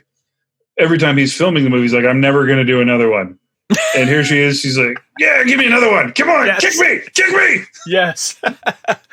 And then, of course, Charlize stated to Mark Malkin that Andy is over 6,000 years old. Man, bigger than Mythos. Do you think her and Mythos would have gotten along? Let's talk about that real quick. I think she would have gotten tired of his crap. Do you think that he would have been into her? I think given his ability to get away from other immortals, depending on when they ran into each other, he's like, oh, a crazy warrior woman who's really good on a horse. I don't know how this could go wrong again. I think that they might have had an interesting amount of respect, but the show set up that Mythos didn't develop into a very human character until much later. Yeah, until kind of the antebellum South. Yeah, and really more with Duncan, but he wasn't necessarily a decent human being in any of the flashbacks we saw him, before the Mythos and Joe show. Who would win, Andy or Mythos in a Andy, fight? hands down. Andy, hands down. Yeah. I was thinking that too, for what we've seen. Well, and not to take away anything, but they had the time to train the fights more than Braun would have had on Highlander. Of course. Yeah, definitely. Let's see here. Here's something interesting. The London Riverside pub that features in the movie is the famous Prospect of Whitby, otherwise known as the Devil's Tavern. It remains one of the oldest pubs in London, with the site dating back to 1520, making this a fitting place for the characters to meet in London. Have you ever been to, like, I think it was in Ireland, the Brazen Head, like I think that's the oldest pub in Ireland, because I was there. Have you ever been to like some really old pubs like in Paris or anything like that? Oh yeah. Quite a few. There's, and well, I should say I've been in old buildings that are now bars, continually operating pubs or businesses of any sort, especially given the wars. I think Britain has more of them than mainland Europe. Yeah. Because even though Britain was involved in all the wars did not come to Britain very often. And so that's a good point. Yeah. So you're more likely to find that, even Ireland had more because they got invaded by Britain. And they wanted a place to drink. So there you go. Yeah. But this was, it's actually cool. This is the longest or the largest remaining pewter countertop from the old days. That used to be like the big mark of success. Right. And so like they still have their pewter countertop, when everyone else went to the oak that we now know and think of as our English pubs. That used to be de rigueur, the way to keep it. That's cool. So after screen testing, Marwan Kenzari and Luca Marinelli to check their chemistry together, Charlize Theron and Greg Rucka were certain that the monologue that Joe delivers about Nikki not being his boyfriend would be done honestly. According to Theron, Marwan's performance felt so guttural, it came from such a deep place within him. It was undeniable. He just sold it, really feeling that way. One of the best scenes, if you ask me. Yeah, and it gave just a great humanity and love to that character that if he had been more petulant or more defensive, there are a lot of ways to do that scene, and he figured out which one the right one was. Right. And that is an actor understanding the character instead of the caricature, which is, a lot of times when you have homosexual characters, they are caricatures, and these were really people that were in love with each other. Yeah. And their sexual orientation did not inform, the portrayals of these characters. They played them as people. And I thought that was a brilliant choice. Yeah, perfect. Yep. The airplane fighting scene between Andy and Niall was the first sequence shot in the movie. Theron was nervous because it was the first week of shooting. The character was new and things were still being adjusted. And Lane, because she had never done anything like this, the director, Theron explained that to Variety that it was done on purpose because the whole scene would set the tone for the whole relationship between both characters. Let's see here. This is interesting. Kind of a nerdy thing here, but I wanted to get your thought on it. When Andy gives Niall her own phone book, the lock screen dates list Sunday, April 21st. Okay. Yeah. There are two assumptions about the time in this movie.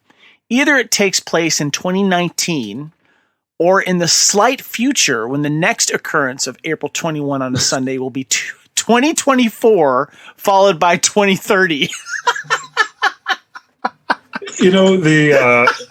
That reminds me of Forrest Gump. A friend of mine got really mad because at the end, he's sitting there by Jenny's grave. You died on a Saturday. And my buddy looked it up. And it's like, no, it was Thursday or something like that. Like he looked it up and somebody that's the detail that they're going to, That's even weirder than Neil deGrasse Tyson going at James Cameron for having the wrong sky. I know. I had to do that. I just thought that was funny. A couple more things here is funny. When they travel to England, they go to Surrey. Harry Potter lived in 4 Privet Drive, a town in Surrey. Harry Melling, who plays Merrick, played Dudley Dursley, Harry Potter's cousin. And it was so hard not to see him.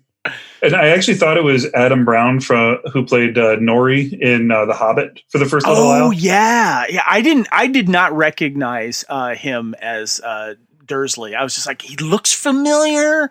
I was just like, I don't know. 2 more things here. Charlize Theron ate baklava, Turkish dessert with syrup. However, she told about gulak. Am I saying that right?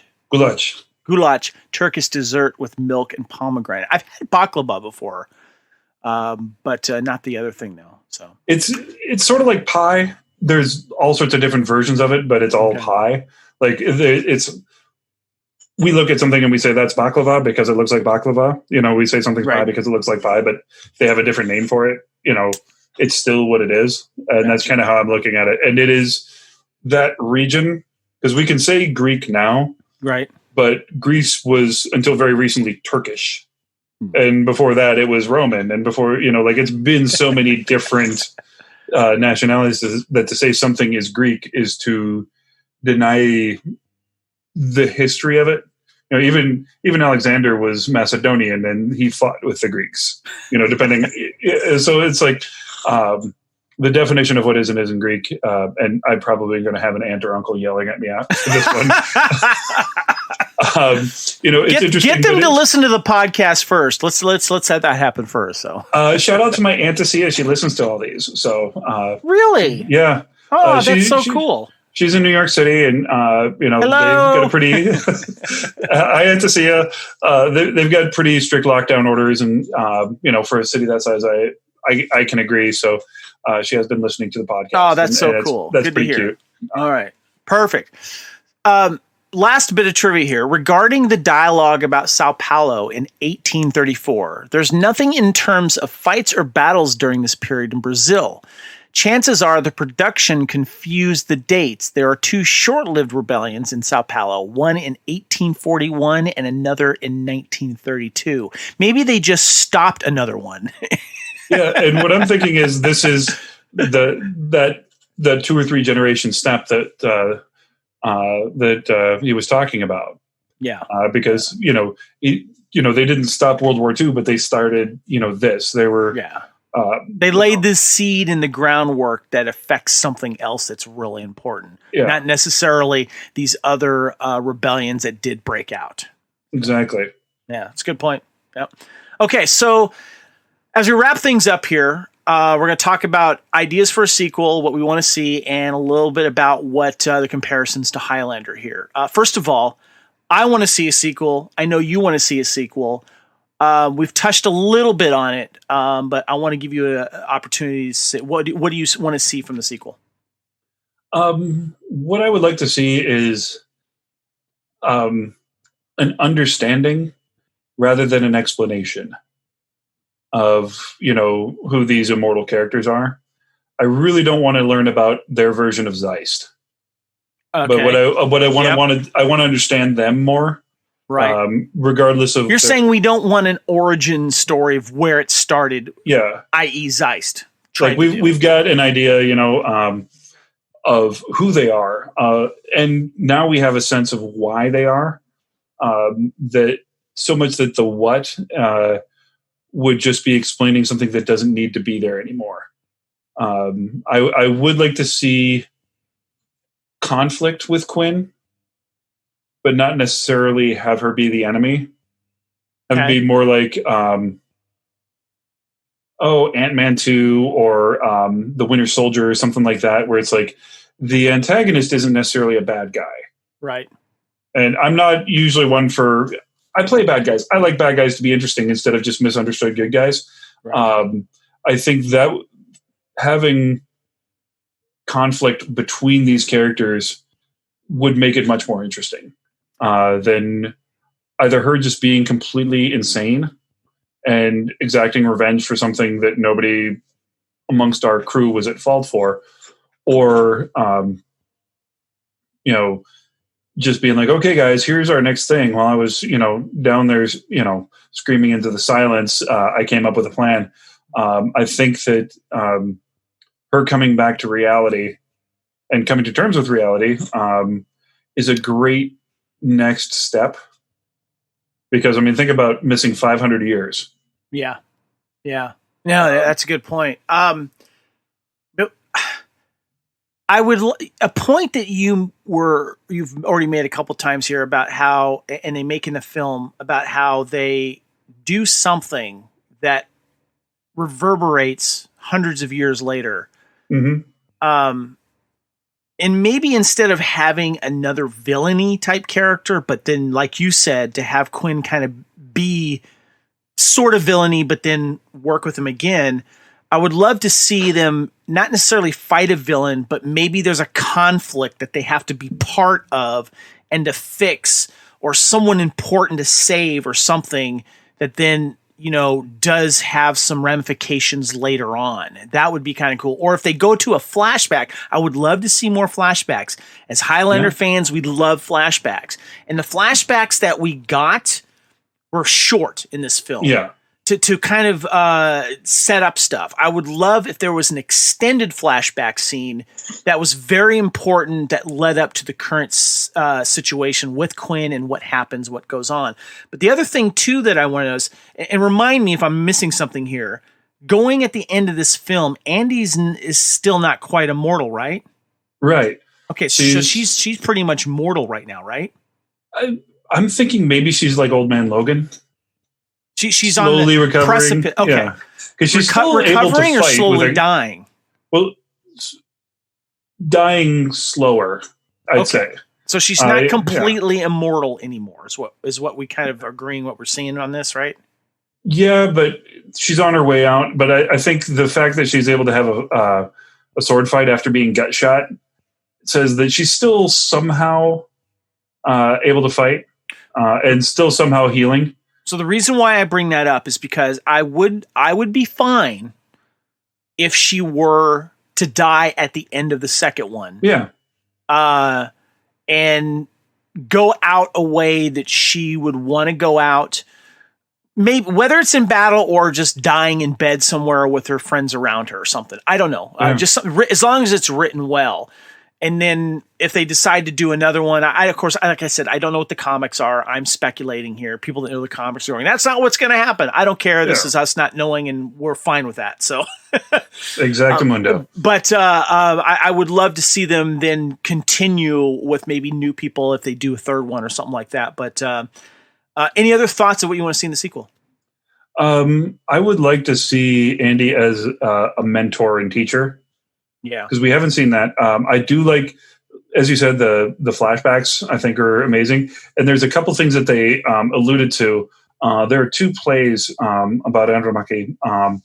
The one by Aeschylus, it was one by Aeschylus, who's kind of like the father of Greek drama, and one by Paul Racine, who is one of the founders of like what we consider the Louis XIII age French drama. And from there, we get Moliere and some of the more classically known plays. But the influence and the reason why these two would have written about her intrigues me. If she's meant to be that same person, and I think that's a really cool thought to go down, because obviously they're not the first, or Jubatel, as your first character, is not the first person to know that this is a little bit more than legend. Yeah, this is true. Yeah, kind of watchery like that. So, okay, so one thing I want to mention about the sequel, the characters, the other 3 or 4 now, immortals, or 5 now if you count Quinn. I want to keep the character development going. I want to like these even more, and I hope that we get with history and stuff like that. I hope that happens as well. But I want to do some quick comparisons to Highlander here, okay? And let's try to stick to the original Highlander because that was the first one. We have the Old Guard movie, so let's try to stick to that if we can. Okay. If possible. So when an immortal revives from death, here we get it like a minute, maybe less. Mm-hmm. But Highlander, and I remember Gillian talking about this, and several others. When they come back to life, it's whenever the best suits the scene needs it. Yeah. I like the fact it was like, okay, wake up, come on now. They're like, your minute's up, or something like that. Did you like that? I did. And the problem I have is was Quinn getting the air to scream anymore? Because like if she's still like, there's nowhere to breathe from to do that after a certain point. So she's like waking up and then screaming again. It's like, no, is she like recreating air? Right. But and we do have also Connor being able to walk underwater without dying. Yeah. That's true. And yeah. He's still breathing out bubbles like, I'm alive, and swinging his sword underwater. One of my favorite scenes. It's so dorky, but it is. It's great. I did like that.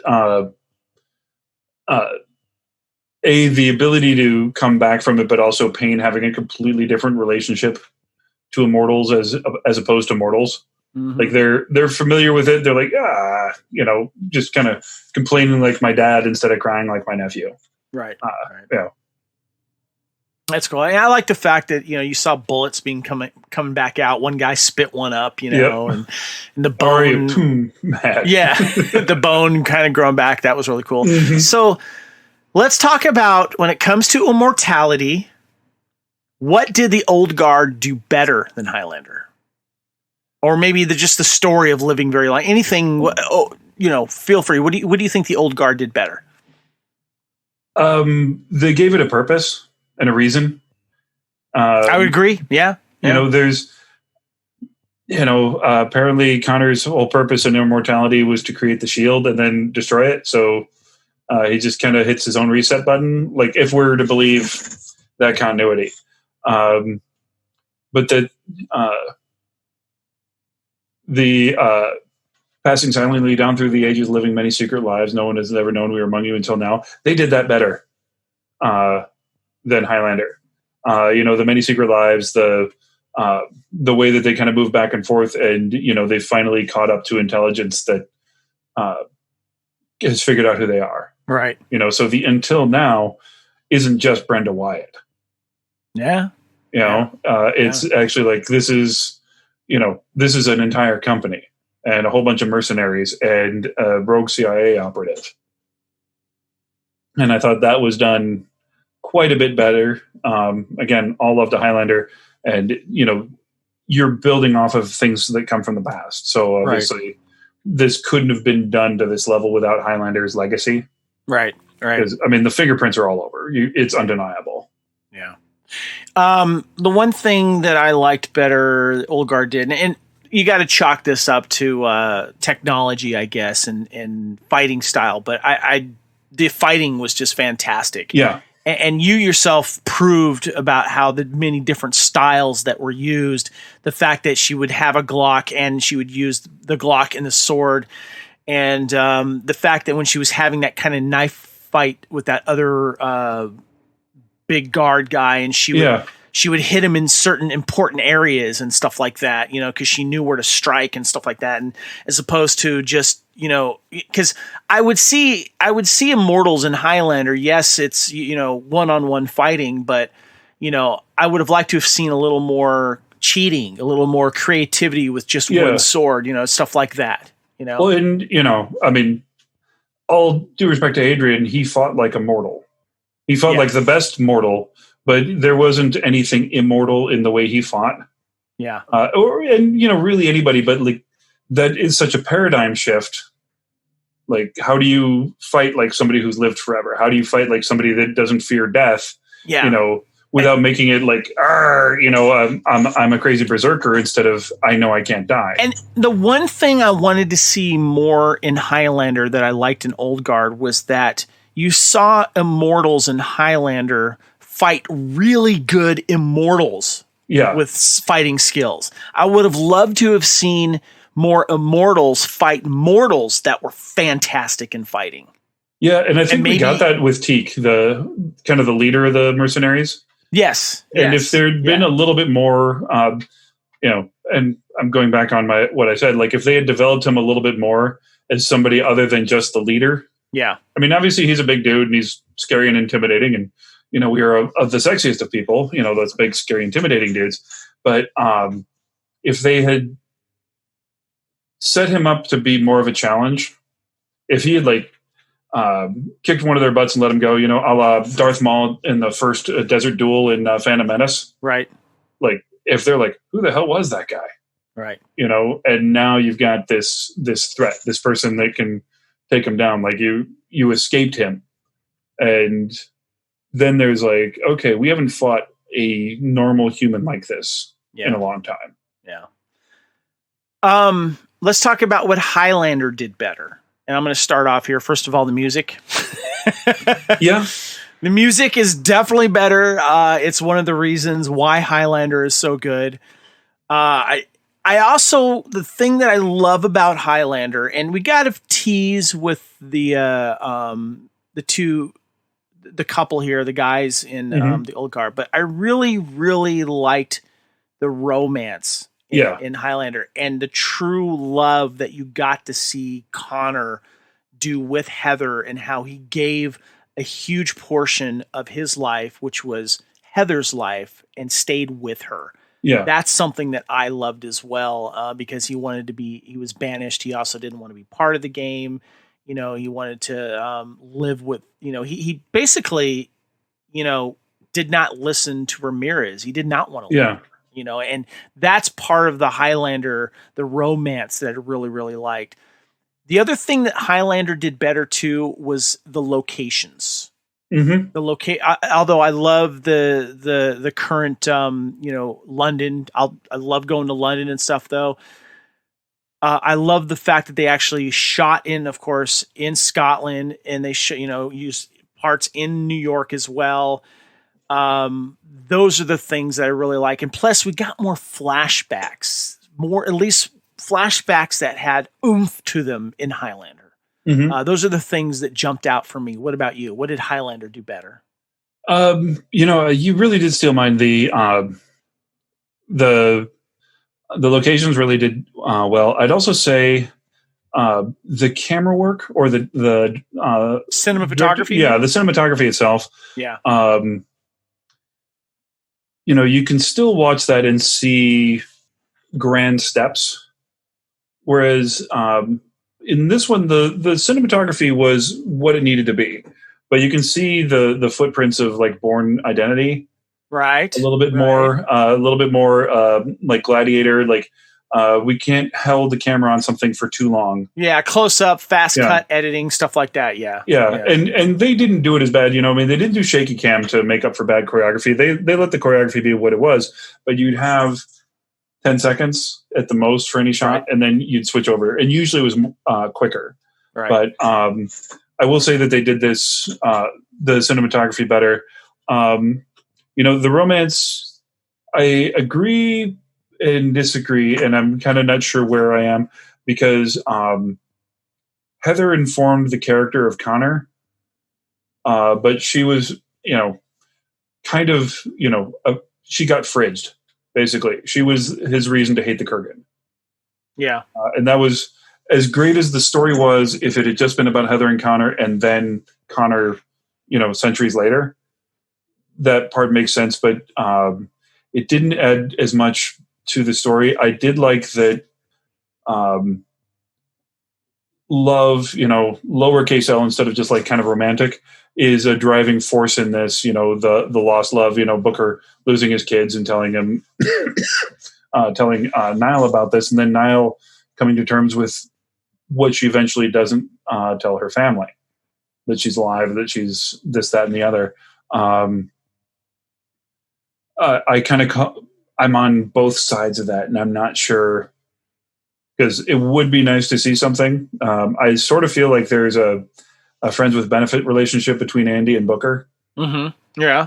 there's a familiarity there. I could It see isn't that. Yeah, necessarily definitely. with anybody else, but Yeah. it's casual enough that it's easy to walk away from. Yeah, it's a good point. Well, let's do this. Okay. One All last right. question for you. If you had your choice to be in an old bar, who would you want to have a drink with? Connor or Andy? Well, if I'm in a bar, I'm definitely going to try to pick up Andy, not Connor. What are you talking about? I mean, That's not what I meant, but just to have a conversation with, to pick their brain about their immortality is what I meant. well, there's but more yeah, to pick than Andy, if you're looking to pick up a girl, I get it. Yeah. Well, if I'm given the choice, they say never judge a book by its cover, but boy, that's one heck of a cover. And I'd also say that Andy is experienced more, witness to history, quite a bit more. And she was already, thousands of years old by the time Connor was born. Right. And so there's the stories she's forgotten are probably more interested than the stories Connor has. Isn't that weird that she's forgotten stuff? Yeah. That is just, when Booker, I think, makes that comment, I found that fascinating. She's just 6,000 years. I don't know. I don't know. It's just got it. So anyway, I did want to throw one thing in. I know we're staying away from the series, but there's a couple things that did bear mentioning. They actually made a good version of Bad Medicine. The season 1 episode with Joey Pantoliano. Yes, that's a good point. Yes, okay, yeah. I didn't even think about that. Yeah. And a fan favorite episode, Prodigal Son. They took Harris Clay and Carter Whalen's paradigm and made it richer. Interesting. I like that. Yeah. And as I'm watching it, like I said, there's like a lot of fingerprints on it, but whatever they took with love and they expanded on it. They didn't just plug and play. And I was really impressed with that because, well, and you had 42 minutes to tell the story of Whalen and Clay, and they didn't really do anything, other than establish that they knew each other and that they were friends, and that there was a reason for Duncan to kill them. This established, love, affection, comrades in arms, the type of relationship you would have over 1,000 years. And I thought that was a step that I was pleasantly surprised by how well they did it. Excellent point. Completely agree with you. Yeah, no, that's really cool. And to me, it's made this movie rewatchable, and that's important. That's an important criteria for me if I'm gonna, pick it up on physical media or whatever. If Netflix will finally release films on physical media, they release series, but they haven't really been releasing films. So we'll figure that out one day. Well, Lee, I was going to try to keep this to a shorter episode, but this was a fun discussion and a lot to get into. So get your final thoughts here on the Old Guard, man. I'm really looking forward to seeing what happens next. I love seeing the paradigm of Highlander explored in a different way. I really am looking forward to seeing where the story goes. Yeah. Because it is open-ended. It does have somewhere new. And, I will also, of course, still keep watching Highlander and still keep telling or having podcasts with you about it. But this one was a very nice surprise, and I'm really happy that we watched this. Agreed. This leaves you wanting more. And I love when a film does that. And especially since when it's pulled from a source that has more material that has yet to be explained. And also, given the opportunity that even though I have not read the comics, I'm hoping that the devoted readers of the comics will find something good in this and also see maybe something new in the sequel that's not in the comics. And I think that's something to do, that's important to do when you adapt something from the written material, is stay true to the source, but not source as in Highlander the source. Yeah. Stay true to that. Stay true to the source material, but also make sure that you throw something else in there that can translate well to a film. So anyway, thank you for the discussion, man. This has been great. Hey, yeah, this was a lot of fun. So. Real quick, a little tease. We're going to be talking a little bit about in an upcoming episode here. This is a brainchild of yours. We're going to be discussing Immortal Paris and its history. Mm-hmm. Yeah, we're the first, especially the first season, the Paris episodes. Just a wonderful area of Paris called the Latin Quarter, and they made very good use of a very small area to tell a huge story. And you explain, you lived there for a while, and we'll go into that a little bit more in the episode. But I went to school there from experience on this. So yeah. And I actually put up on the Bloody Kings page a couple days ago, out the window of my grammar class that I went from 11 to 1 every day. On one side, I had Darius's church, Saint Julien de Pauvre, but it was a side that you never got to see if you're a tourist because it's fenced off. That's awesome. Like that's the private side. That. And out the other window was Notre Dame. And down the street, you could see like little things that you drive by. There's a Chinese restaurant that when Duncan throws the grenades in the cement mixer to stop. I think it was Kyler trying to kill somebody with them. Right. The Chinese restaurant in the background was right across the street from my grammar class. That's so cool. Well, save some of it for the show, but I'm looking forward to talking about that because we're also going to be talking about the actual history of these locations. So stay tuned for that. Lee, again, thank you. I'm Kevin, and on behalf of Lee, thanks everyone for listening, and join us again next time here on the Fandom Podcast Network for another episode of Bloody Kings, a Highlander podcast. That sensation you are feeling is the quickening. We are one. We are immortal. We are the old guard. We may die someday. We don't know when, Lee. Goodbye, everyone. Thank you for listening.